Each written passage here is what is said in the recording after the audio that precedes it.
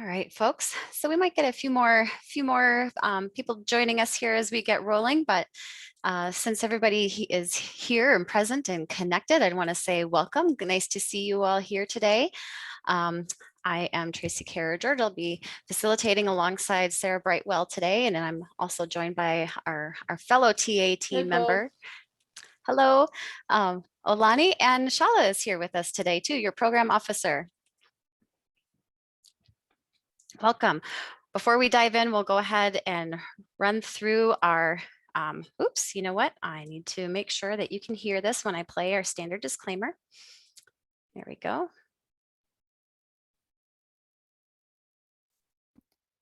This presentation was produced under U.S. Department of Education contract number GS00F115CA with Synergy Enterprises, Inc. The views expressed herein do not necessarily represent the positions or policies of the U.S. Department of Education. No official endorsement by the U.S. Department of Education of any product, commodity, service, or enterprise mentioned herein is intended or should be inferred. All right. You heard that. And I heard Shala saying hello to our group. Can you hear us, Shala? Oh, I'm wondering if maybe we're muted on your end there.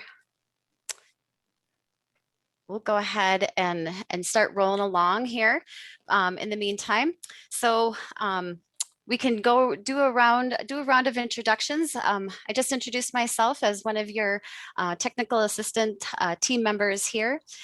Then we're going to do a little bit of reporting reminders and tips, knowing that we're in the midst of annual reporting season and you have a very important due date coming up. We'll have a little bit of fun with that activity, and then we always want to hear from you. This is your opportunity both to get some updates from the Office of Indian Education, as well as do some sharing with each other and sharing with us about things you'd like to hear at upcoming talking circles. And then we'll talk about next steps and share some upcoming events that we have. So why don't we go ahead? We can just say hello, introduce yourself. I know we're starting to, get to know some faces and familiar names, but it always helps to say hello again. So I'm just going to run down the screen here, how folks appear on my screen, which means I am going to pass it off to Mr. Ken Adams. Good afternoon. I'm Ken Adams. I'm here in Virginia with the STEP program, working on the STEP program here in Virginia.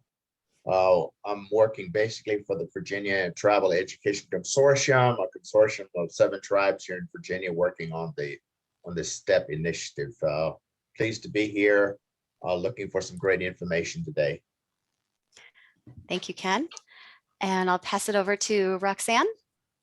Yes, Winiki Suk. I'm Roxanne Mills Brown, the Education Director for the Mashpee Wampanoag Tribe here on Cape Cod, Massachusetts. And we are neck deep in our reporting. We want to solidify our goals and objectives so that we can have a consistent reporting over the next 3 years. And actually, I'm looking forward to the reporting reminders and tips today. Great, nice to hear. All right, yes, please feel free to ask any questions along the way too. All right, Carl, over to you. Well, good morning from Alaska. It's a beautiful sunny day, and I also am neck deep and looking forward to more reminders and tips and wrapping this up. So I appreciate the opportunity. Good to see you. Thank you. Likewise, thank you. Okay, Miss Lisa Hoffman. Hi, can you hear me? Yes. Okay, thank you very much. My name is Lisa Hoffman.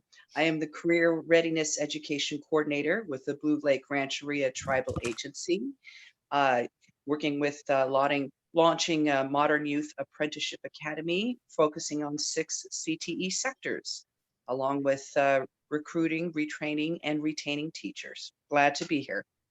Glad to have you. Thank you. And I see a second Lisa Hoffman, so I'm wondering if you're joined by a colleague?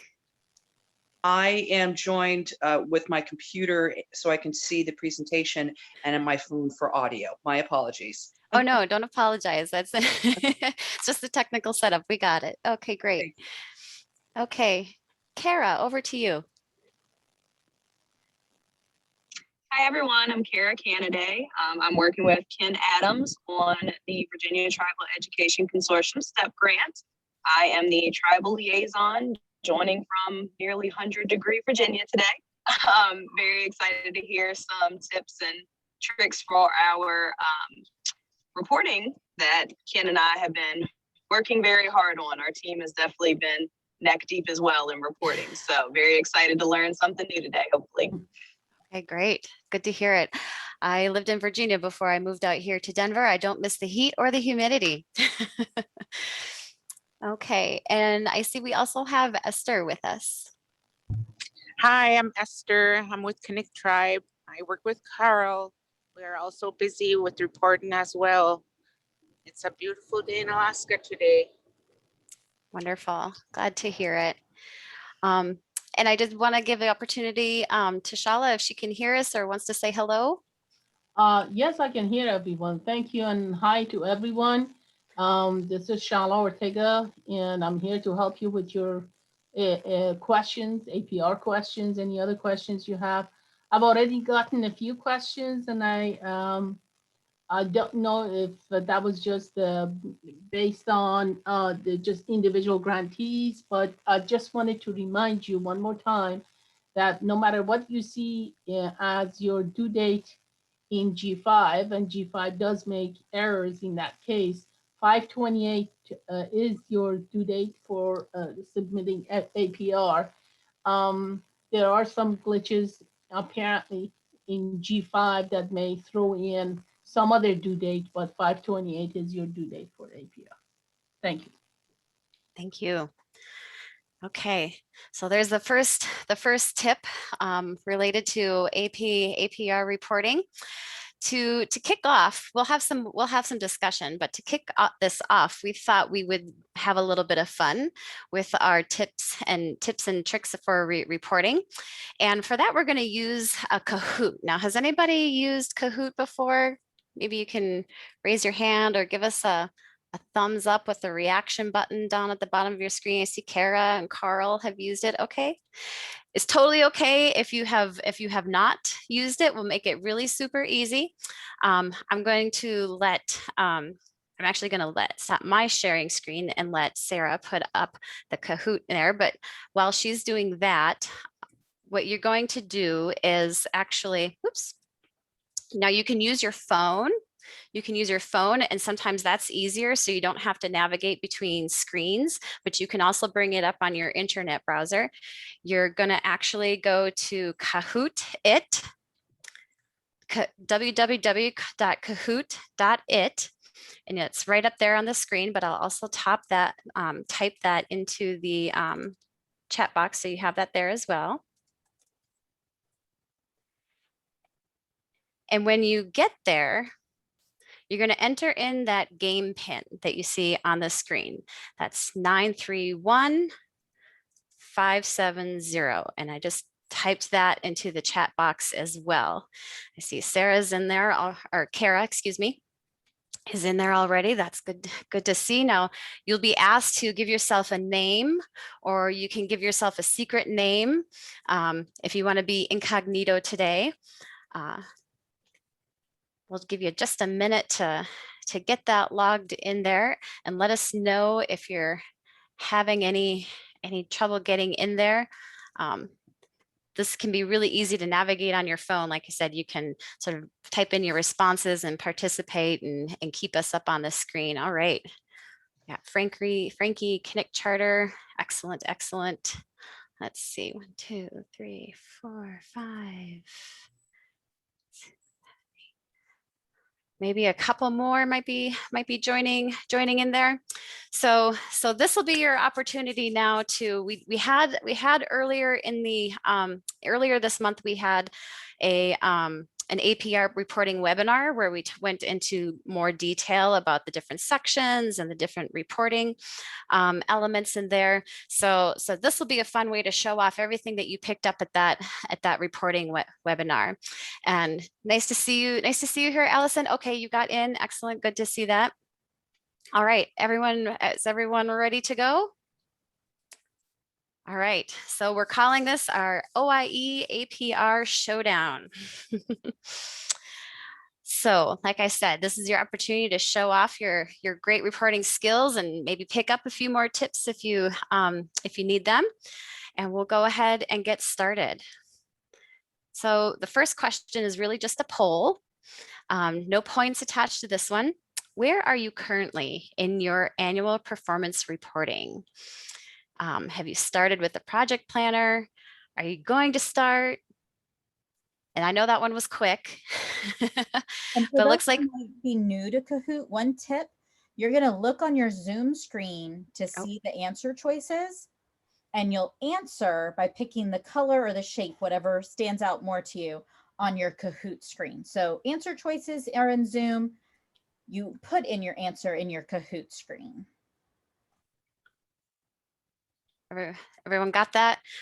All right. So actually it looks like somebody's actually submitted an APR. That gold star for being ahead of the game. Most of you, it sounded like from our earlier conversation that you're getting started in G5. So that is good. All right. Okay, we'll get into our next one. It's a true false. APR is due May 28th this year. And we see the countdown on the screen there. Yeah, that should be 100%. So I said, you got a tip already today, and it is, ta-da, 100%. Everyone got that one right. That is awesome. Good to know. All right. Oh, and here we go. We get to see the scoreboard here. So we've got Padawat Lady is leading the charge here, followed closely by Knick Charter. All right. Next one is true or false. I have checked to make sure I can access G5 and the reporting package. I'm predicting a near 100% here on this one. Awesome. Yes, 100%. You're in there, you've checked it, you've got that package. That is huge. All right.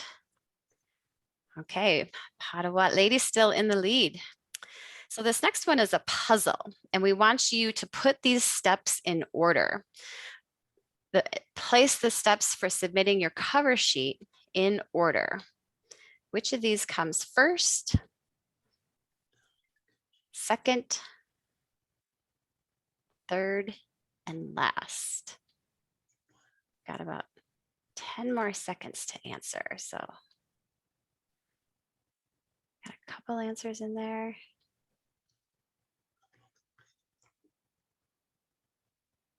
Okay, so it looks like we're about a 2/3 and a third split. On the screen now you do see the correct order. So check and make sure that you got the steps down.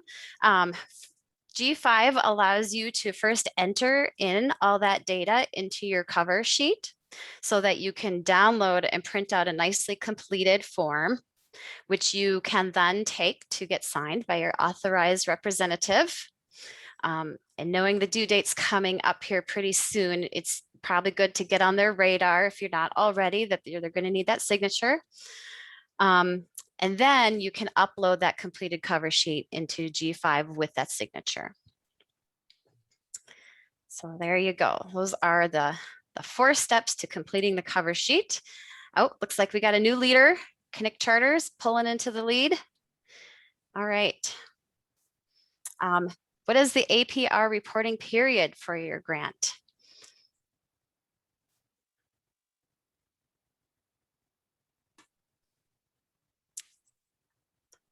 That one went kind of quick. Okay, looks like most of the responses that we got had it right. So for this APR report, you are reporting activities from October 1, 2020 through May 28th this year. Okay, that is the reporting period. Connect Charter is still in the lead, but just by a smidge, 22-22 coming out close behind. Next question. I can add project measures based on new activities conducted during the pandemic.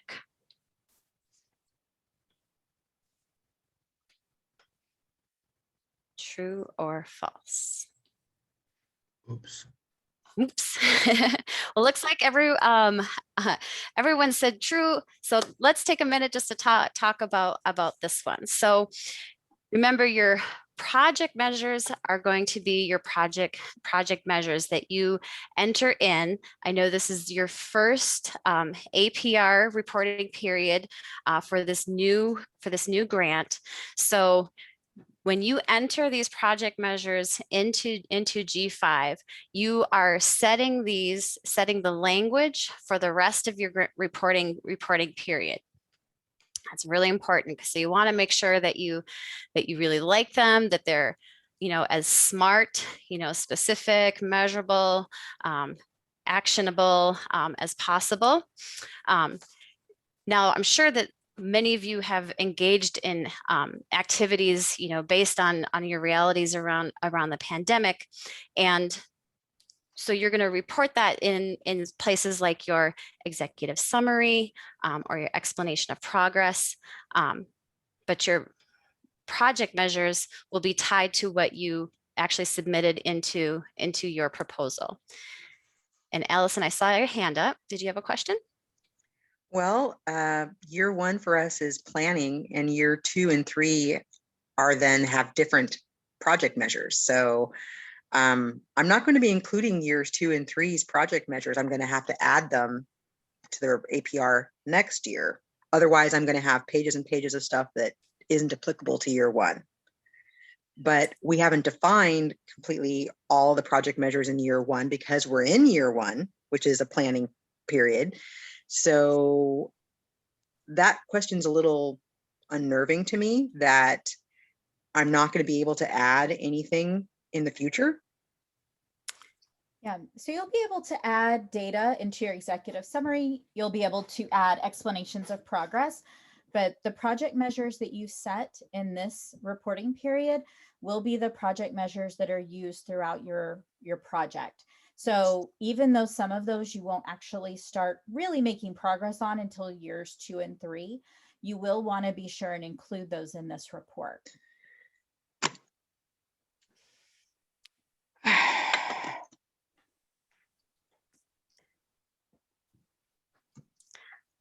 I know maybe not all the answers we want to hear, but definitely information we need to share. Any other questions about this particular question here? We'll talk a little bit more about what we're entering regarding project measures that are maybe not applicable in years to come and not this year. We'll talk a little bit more about that in some next slides. Okay. Connect Charter still in the lead. Next one, true or false? If a project measure was not applicable this year, I can omit it from my APR. I think we gave a little foreshadowing on this one.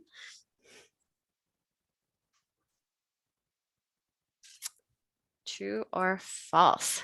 Excellent. Everyone got that one right this time around. Yes, we need to make sure that those project measures get entered, that we like the language, and that it reflects our planned activities this year and in years to come. Okay. Ooh, Roxy's moving up. All right. Next question, another true or false. I can tweak GEPRA wording to reflect my project. True or false?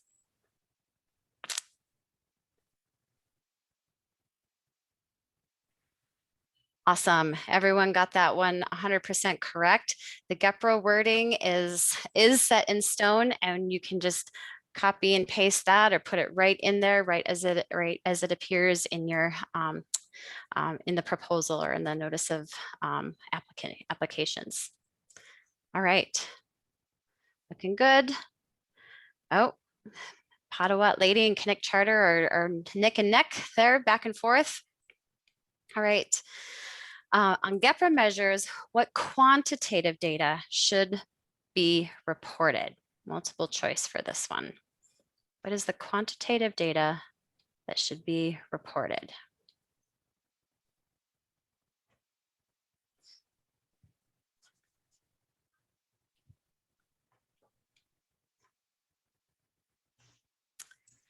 Okay, so we got a little bit of a split on this one. Actual ratio is the correct answer. There is not a target for the GEPRA measures, so all we need to enter for those measures is the actual ratio. Good job. All right, calculating our new leader here. Roxy is moving up. She's coming in close there. All right. On project measures, what quantitative data should be reported? Same question, different measure. What quantitative data do we enter for project measures? A little bit of a clue being revealed.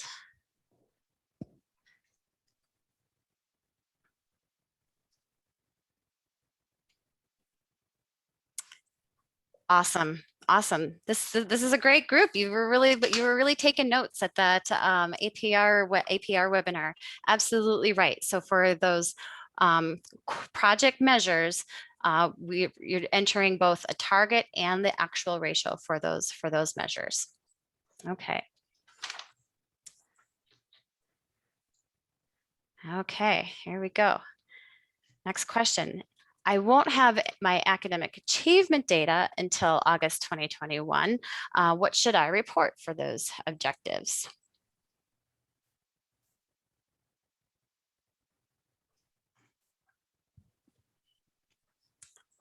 A couple answers, a couple more.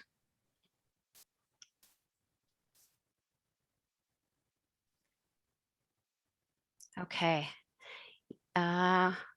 So you're not entirely wrong by entering 999. So this might have sounded like a little bit of a trick question about achievement data, but for any data that you won't have for this project year, like you will have it later in this year, but you don't have it right now. It's going to be available at a later time. You're going to enter in that 999. G5 might get a little finicky and want it to be in ratio form. So you're probably best to enter that 999 over 999 so that it doesn't give you any hiccups in there. If the data won't be available in this project year, that's when you report the 0. Okay. Any questions? All right, next question. All right.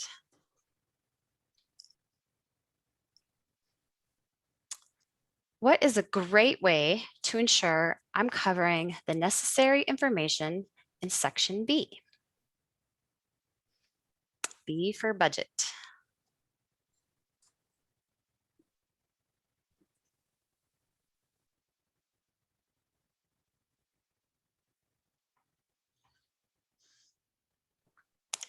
Oh, I think we got a couple of answers in there, so that one might have been a little quick for you. So yes, using that optional budget reporting form will definitely help you to make sure you're covering all of the information in there. Scanning a copy of your own budget might be a little bit much. Certainly reviewing the APR webinar would be a great resource to refer back to. Those are all available online. Having your fiscal office complete it, you definitely want to involve them, but we definitely recommend working alongside them just to make sure that everything's accurate, that you know what's getting put in there, and they might have questions too if they don't work as closely with that reporting as you do.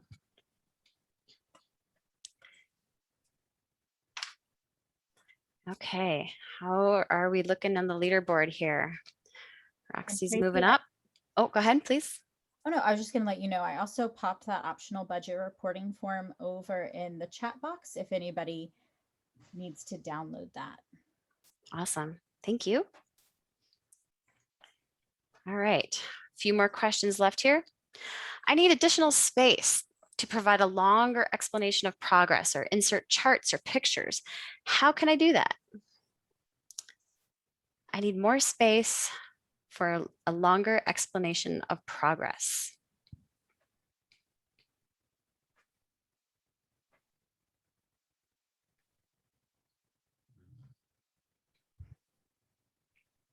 Where would we go? Awesome. Yes, everybody responded to section C. That's probably the best place to put your additional information. You know, your executive summary is limited to just a couple of pages. Section B is all about budget.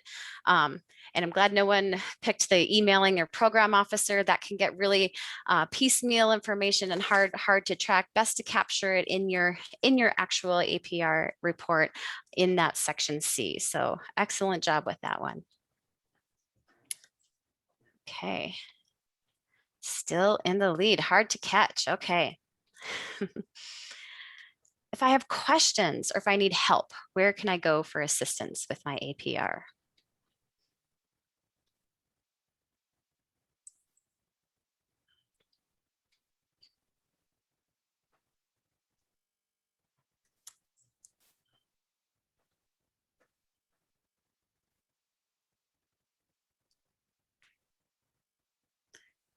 Yay, all of the above, yes.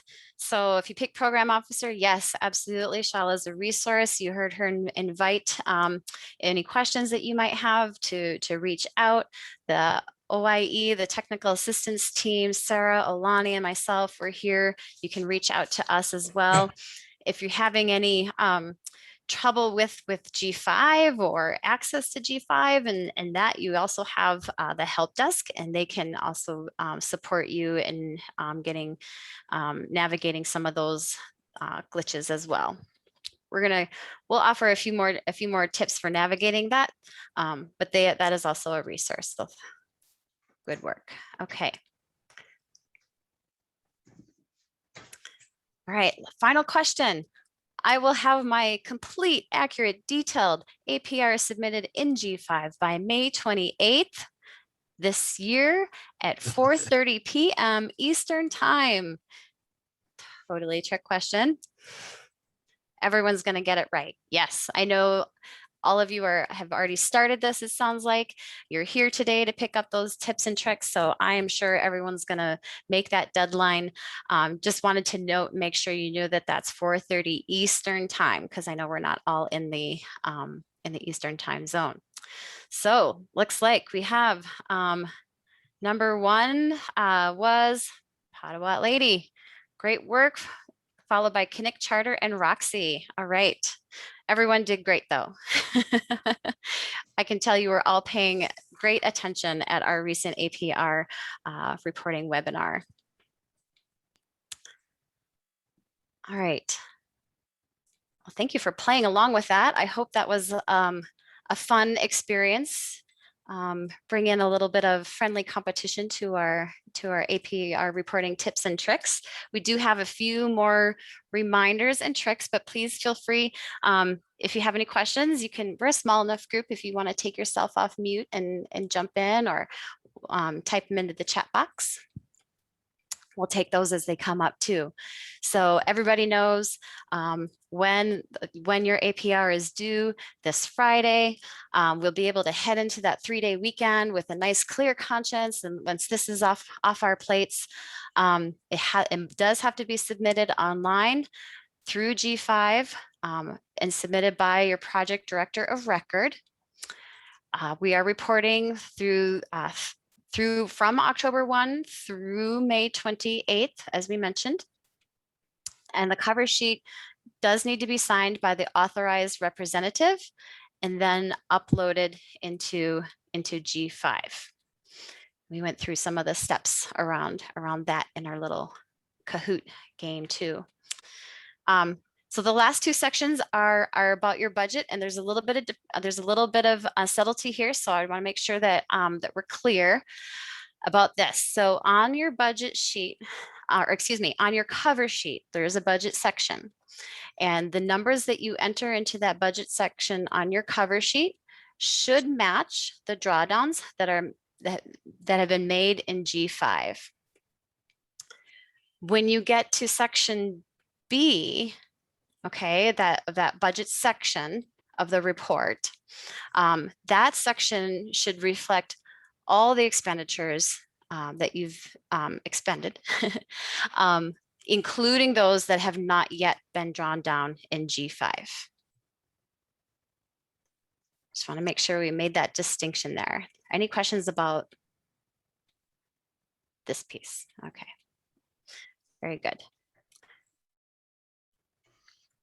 Next, a few tips that we're sharing out just based on some other grantees' experiences with G5.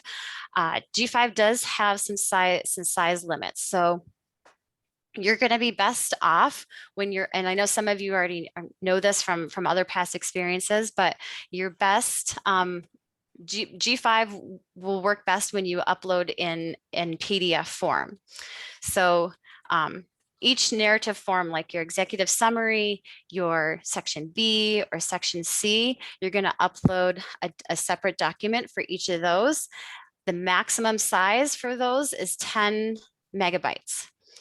So your executive summary in section B, those files tend to be a little bit smaller. And depending on what you put into your section C, if you're including, tables or charts or pictures, those can take up a little bit more space. So just want to keep an eye on that 10 megabyte and make sure that you upload those as PDFs. In your explanation of progress for project measures, the maximum size is 4,000 characters. I'm not sure what that translates to in terms of word count, but 4,000 characters is your limit there. And here's that tip about available or non-existent data. If your data is not currently available, but will be later this grant year, you're going to enter that 999 over 999. If you do not, if the data just will not exist for this grant year, so has to do with implementation years or forthcoming years, you're going to enter in the 0 over 1. And thank you, yes, Sarah. Just a quick reminder too that if that explanation of progress area, if you start to get past that 4,000 characters, then you can put that extra information into the section C where you can include that additional information.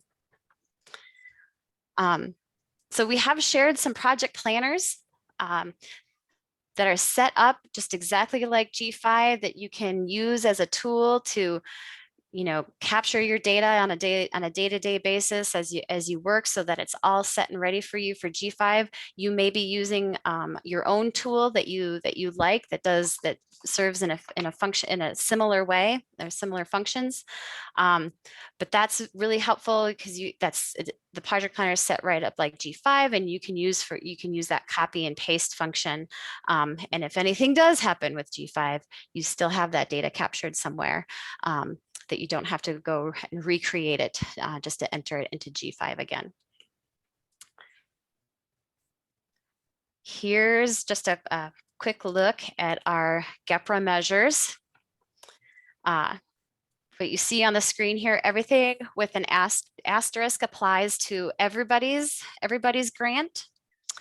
The ones without an asterisk really depend on what you've proposed. So I know that in actuality, measures D and E do apply to everybody, but F really only applies to the Kanik tribe, right? Because that's the only one where we have a proposal to develop a charter school, and we don't have anybody actually reporting on G to convert a school. All right. See any questions in the chat box? A few more quirks that we know of that we've heard. So on your GEPRA measures, remember we're just reporting, we're just reporting on the actual ratio.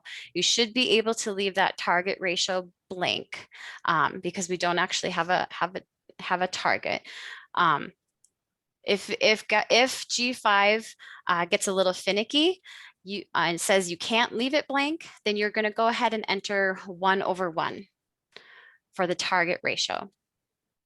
And that'll be the signal to G5 that you can go ahead and leave it as blank, and we'll recognize it as such. So just enter that 1/1 in the target ratio if it won't allow you to leave it blank and submit your report.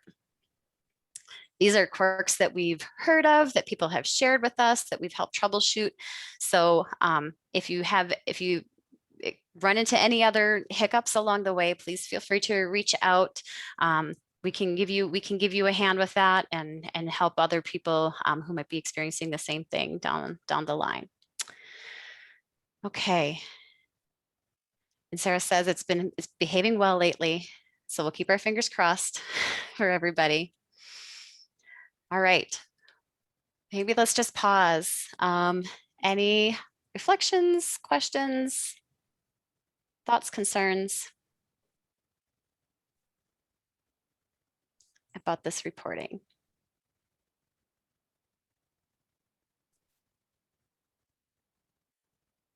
Well, I'm just looking at this, and I've entered all the things that in G5 that I'm going to report on that have this year's activity, which makes me look like I'm going to be adding 18 more pages of stuff for years 2 and 3, and basically going to say there is no data because this takes place in year 2 or 3. So it's going to be blank pages with like no data. And I think that's totally fine, right? Sarah, were you going to add on to that? Yeah, and in your explanations of progress, ideally on ones that have not begun yet, what we're typically looking for is to know the work that's being done so that they can be implemented in those out years. So, if you're doing planning that's then going to allow you to be able to do those particular project measures or accomplish those particular activities, that you'd be describing that in that explanation of progress. Okay, and then in the actual ratio, there's never going to be data for year 1 because so do I put a 0 in there? Yeah, so that's when you'll use that 0/1. Now, because it's a project measure, you'll still have your target because you're setting it up for how you're going to continue reporting. But yes, for your actual, you would put 0/1 since that's not something that you've begun yet. Okay, because it looks funky. That's all. It looks really funky to have like, on all I'm going to say is this takes place in year 2, 0/1. It's like, there's some, like my instinct is like, that's wrong. It's not right. So. Yeah. And that's where, again, though, they do want to see in the explanation of progress, the things that are going on to build toward that. But yes, it's just 0/1 and that is okay. Okay. It's a little unnerving. Yeah, the ACE grantees that have planning years this year encountered the same thing where, because they're in a planning year, many of them are having to report 0/1, and it's just based on the reporting system, but it is okay. Yeah. It'll be okay. It'll be okay. It's to be expected. It's to be expected in that planning year. Yeah. Yeah. Other questions, thoughts? I know you've all been working in G5, so maybe there's been some questions that have come up for you already. Can you show us the page, the actual, like the example that you had? I think it's back a couple slides. The GEPRA measure. Oh, the page. GEPRA measures, yeah. Mm-hmm. No, back one more. I think it's the page that we see when we're logged into G5. Oh, maybe you didn't have it on this. I might have had it in the beginning. In the APR webinar. Yeah, it was in the APR webinar. I'm logged in right now if you want me to share my screen so you can see it. Are you Yeah, looking for the example? yeah, I mean, my question, I guess, is, so there's the left-hand side and the right-hand side for the GEPRA, and the right-hand side is the actual, and that's where you put basically 1/1. And then the left-hand side is the target. And I'm just kind of curious, like setting a number to the target, because in my proposal and in the objectives that I wrote into the grant application, I didn't actually provide a target. So now I'm establishing that target for the rest of the grant. Right. Is that So your GEPRA measures will not have a target. Your None. project measures will. And yes, you're Mhm. establishing those targets. Okay. So for instance, recruitment and retention of teachers, if, I don't have a target for that, but so far this year we recruited 2 teachers to work in tutoring and to work in, with the tribe on another project. So, and that was partially done through the STEP project. So that's 2/2 For your actual, yes. for my actual. And I'm thinking that that's actually pretty darn good considering how hard it is to recruit and retain teachers, that would be like an annual thing, or do we do like 2/2 would be like a goal for each year of the grant? So So, are we doing 6/6 because it's a 3-year grant? okay, so on that one, so that's a GEPRA measure. So you're not Mhm. setting a target for that. You're just reporting how many teachers you've actually recruited and or retained. So if you've recruited 2 this year, you would report that 2. And then next year, you would report how many were within that reporting cycle. So it'll be an annual reporting of teachers recruited or retained. Right. So I think I asked this before, and I apologize to everybody. But my project goals basically are exactly the same as the GEPRA measures, and I don't have to enter them twice. But as far as the data goes, how is So that done?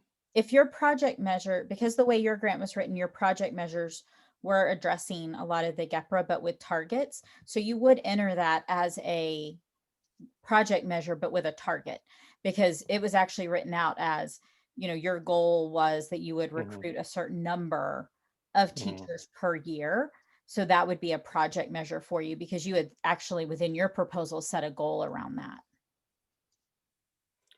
So he's going to have to do it twice. He'll do it once with the GEPRA with the actual number, and then he'll do a project objective performance measure project type target. project that will have a target as well as an actual. Correct. And I would suggest that when you're reporting that, I find it easiest to do those on the same page because they can share an explanation of progress. I wouldn't worry with putting that on 2 separate pages with 2 separate explanations of progress. You can put those on the same page. Oh, okay. Well, And that's Carl, if you need helpful. help with setting that up in G5, let me know and I'm happy to show you how to do that. Okay, I'll take a look at it right after this, and then Yeah. first thing tomorrow morning. I know it's going to be late by the time I get to it for you guys. So That's okay. We're around to help. So yeah.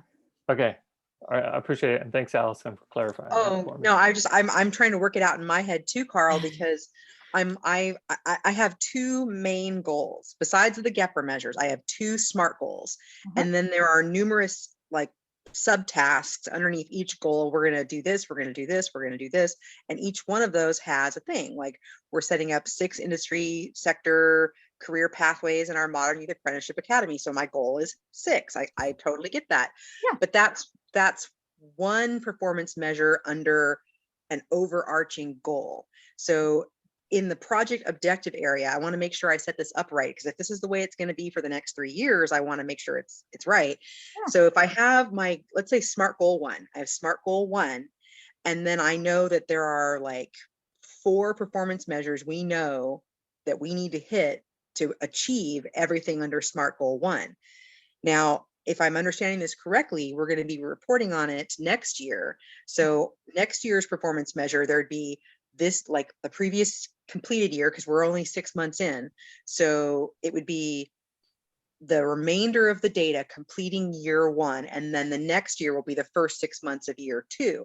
So I'm trying to imagine it as SMART goal is my project objective up here. Then I have performance measure 1. Let's just call it 1A, because we're in performance measure 1, year 1, so A, and then next year it'll be performance measure 1, year 2, B, which would be year 2, and then I'll have a whole thing.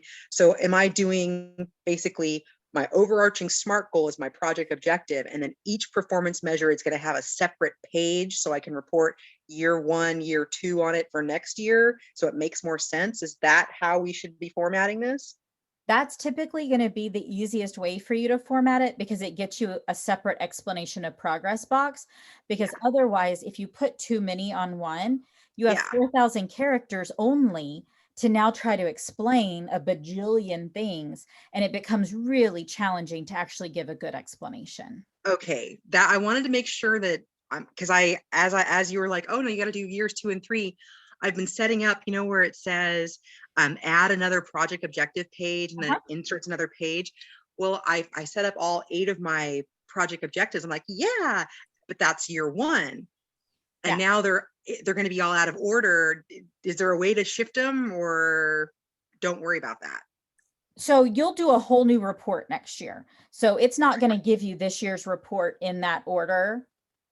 Yes, but you're gonna want me to add in all of years 2 and 3s with basically no information on them, and now they're going to be all out of order when you get the report. So do I need to, before I continue further, should I go back and put everything in there and get them in the right order now?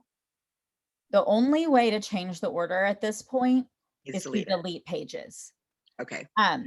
There's not a way, unfortunately, to like move things around in G5. It doesn't have that functionality. Okay. I'll do that. Yeah, unfortunately, the only way is to delete the page. What I'll do is I'll take a screenshot of what I wrote, or I'll copy and save it onto another document, and I'll just reshuffle and reorder the numbers to make sure, because I want it to make sense. And I'm using your tracking spreadsheet. So I have my milestone, I'm using the milestone numbers. I'm using M1, M2, to help me. Yeah. So I'm trying to keep it organized. Yeah. And if you're using that project planner, if you've been putting your explanations of progress in there, in that reporting area, that can help too, because you won't necessarily need your screenshot. It'll already be there and you can just copy and paste it in. The project planner has been useful for the GEPRA measurements. There was another objectives tab, I believe, where did it go? I got too many tabs open. It's usually there labeled it is. Additional project objectives. Yeah, it's there's GEPRA 1 through 7, additional project objectives, and it's project number 15, 16, 17, 18, and all of those. I'll just renumber those project objectives to match. Exactly. Yeah, that's entirely for you to do with as works for you. That was just kind of the template setup to get you started. Okay. All right. Well, that will, because I hadn't been using them on like that. I had the blank forms and I was filling it out, and I was using Word to count my characters. Yeah, absolutely. You can do the character count in there as well. You just have to highlight what you wrote, and then you can go up to the menu and do the character count. Yeah, I'm not very good with Google Sheets. I'm an Excel person, and this is driving me crazy. Yeah, I'll look at what it's called in the menu and I'll send it to you. Okay, that's helpful. Thank you so much. Good, excellent. I'm glad we're getting all these questions answered. Anyone else? We've got a little bit of time left here.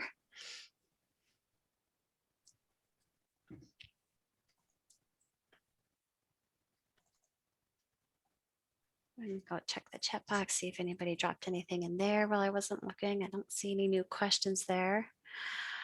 The only other thing that was on our agenda for today was to get some input from you. Now, I know right now everybody's working on getting those APRs in, but we would like to hear from you just a little bit of input about what you would find helpful to address during these talking circles in future sessions. Now, I know we're coming together in a couple of weeks for our June talking circle, but we'll continue to meet over the summer, and we would love your input about what sort of topics would be most helpful as you continue to move through this first grant year over the summer. And feel free to type in a chat box, feel free to come off mute and share with us verbally. Yes, ma'am. I would like to talk about sustainability and knowing, like, when you're doing your project, when you're going through it and you're looking at what you're working on and doing an assessment of the cost of the program, so you know how much you have to sustain. So like, if this program and this function of this program costs this much money, I need to sustain this, like how to understand what the cost is that you're trying to sustain. Because sometimes some things are like the first planning year, I'm not going to need the planning, because once I get the planning done, I'm only going to need the implementation part of it. So looking how to review what you're looking at to then process how much you need to sustain. Great. That's great input. What do others think? I think since we're sharing, like all of us pretty much share most of the GEPRA measures, I think just having conversations around those and what actions we're taking and just kind of being able to share with each other and hear how that's going might be useful. Love it. So some program sharing, maybe specifically around particular GEPRA measures. Okay. Thank you, Ken. I see your comment over here. Kinds of training. The tribal education agencies are offering LEAs and vice versa specifically. Okay. Yep, that's one of our GEPRA measures.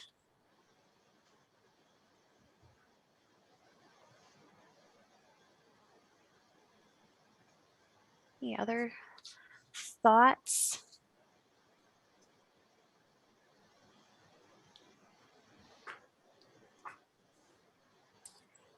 We are always open to getting your input and feedback. So feel free to drop it in the chat if anything occurs to you while I share some next steps and upcoming events with you.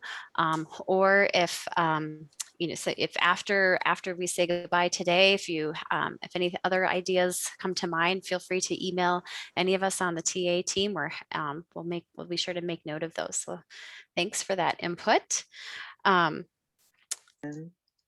Oh, yes, another comment? Quick question about GEPRA measure number 5, the number of work-based learning experience programs created as a result of the capacity built using the STEP grant. Are we defining, like, if I create the Modern Youth Apprenticeship Academies that we're working on, is each one of those academies considered a work-based learning experience program because it's in a different career industry sector, or is the whole thing one program?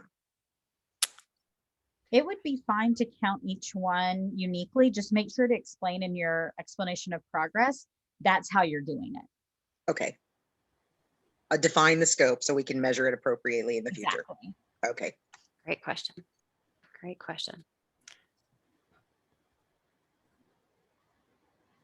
Okay. So our next talking circle will be June 9th.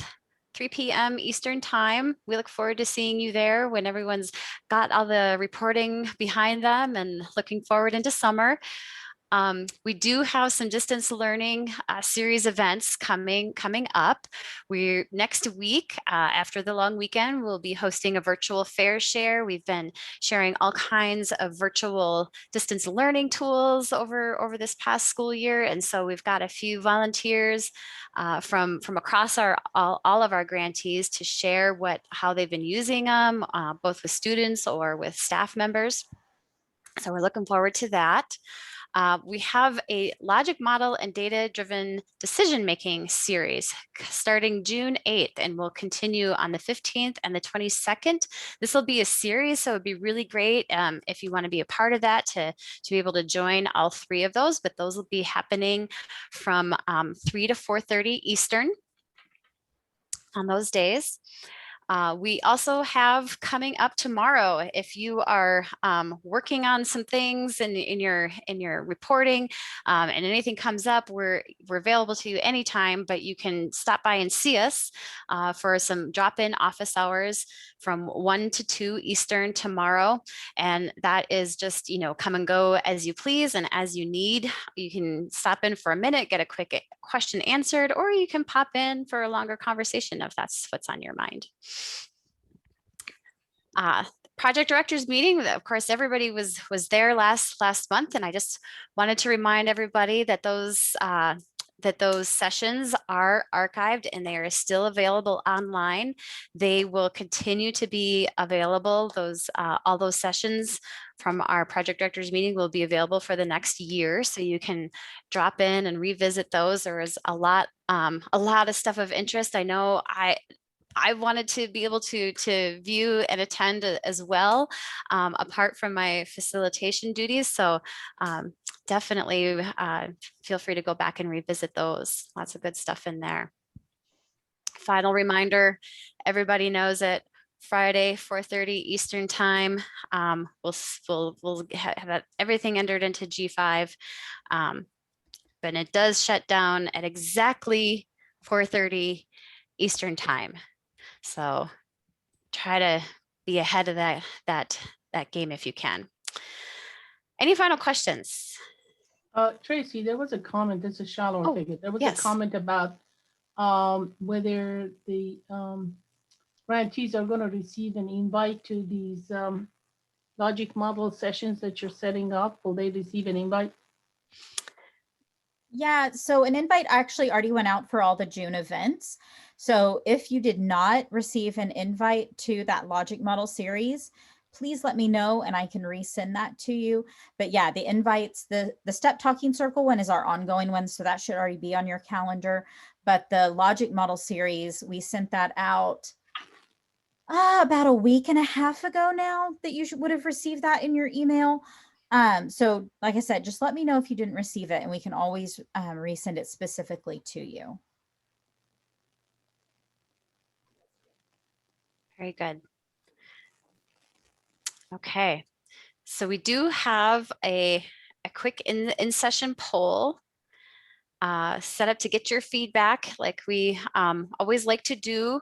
We want to hear what you thought about today's session. I think Sarah's going to pull that. Oh, there we go. Okay. Thank you, dear. Thank you, ma'am.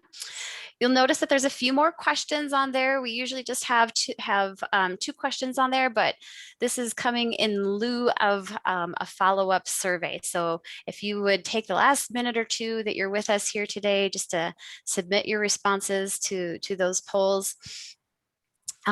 We take that feedback and reflect on it, think about what we need to do to make these sessions useful and relevant for you. So we definitely value your feedback, and you should feel free to be candid and offer us suggestions. See, we've got about 4 responses there. Excellent. That is our, I'm going to put, while you're finishing that poll, I'm going to go ahead and put up this contact information in here so that you have our emails if you need those.